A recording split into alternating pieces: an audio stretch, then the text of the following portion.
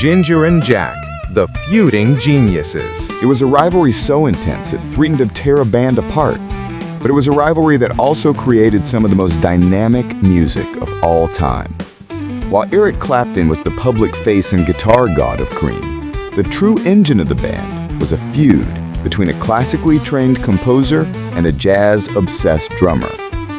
This is the story of Jack Bruce and Ginger Baker, the feuding geniuses who turned rock and roll on its head. If this video makes you want to get into an intense artistic feud with a friend, give it a like. And if you want to follow more stories of musical genius and drama, be sure to hit that subscribe button. We're at 1,181 subscribers now, and your support means the world. Go on, ring that bell. Ginger Baker, born in Lewisham, South London, had a very different story. He started as a talented young cyclist, but found his true passion in the drums. He fell in love with American jazz music and was particularly obsessed with the intricate, multi-layered rhythms of jazz drummers. Ginger Baker pioneered the use of two bass drums in rock and roll, a technique that would become a staple of heavy rock music in the decades to come.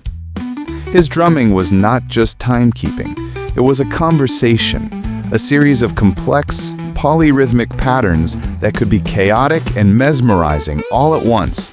Born in Bishopbriggs, Scotland, Jack Bruce was an unlikely rock star. He wasn't a rebellious blues purist. He was a serious musician who had won a scholarship to the Royal Scottish Academy of Music and Drama to study cello. But as he got older, he discovered jazz and the bass guitar, and his love for classical music fused with his passion for improvisation. He had an expressive and melodic style of bass playing, one that treated the bass not just as a rhythm instrument, but as a lead voice, a musical counterpoint to the guitar and drums. He was an innovator, and it was this unique approach that would set him on a collision course with a fiery drummer. Before Cream, Jack and Ginger had a long, complicated history. They were both members of the Graham Bond Organization, a highly regarded British jazz and rhythm and blues group. Their rivalry and constant fighting began here, often erupting into on-stage arguments and even physical violence. There are stories of Ginger even pulling a knife on Jack. Their dynamic was an intense love-hate relationship, a constant push and pull of musical brilliance and personal animosity. Part 2. The creation of Cream. When Eric Clapton decided to form a new power trio, he knew he needed a rhythm section that could match his improvisational genius. He chose to put two of the most volatile personalities in music into a room together. He believed that their personal conflict would create an unparalleled musical tension. He was right.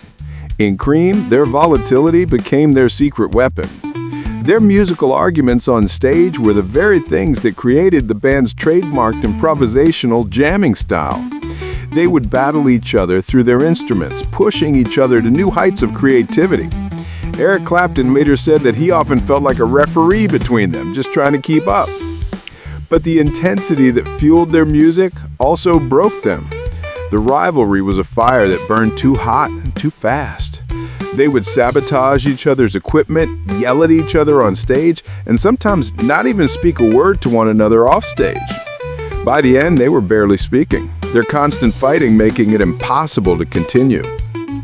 Cream officially disbanded in 1968, but their legacy as one of the first and most influential supergroups was already cemented. Part 3. After the fallout and the final chapter. After the band's breakup, both musicians went on to have successful solo careers. Jack Bruce, a married father of 4, continued to release albums that showcased his incredible range as a composer and vocalist. He was a prolific musician and songwriter, collaborating with some of the biggest names in music.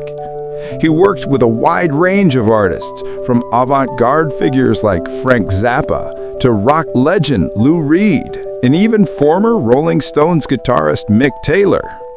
His personal life was as complex as his music, but his talent never wavered.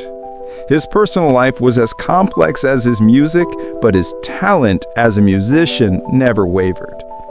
He passed away peacefully in 2014 at the age of 71 from liver disease, leaving behind a profound legacy as one of the most innovative and melodic bassists in history.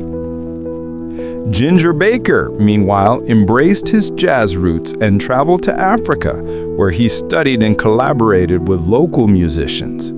He famously worked with Afrobeat pioneer Fela Kuti. He created groundbreaking fusion music, and his drumming style became even more complex and influential, and he went on to collaborate with artists like Bill Frisell and even the post-funk band Public Image Ltd. His personal life was as turbulent as his music. He was married 4 times and had 3 children, often with a public and confrontational persona. His passion was for the drums, and he never stopped pursuing his art. He passed away in 2019 at the age of 80, but his later years were marked by failing health, including heart problems and emphysema, leaving behind a profound legacy as one of the most innovative and melodic bassists in history.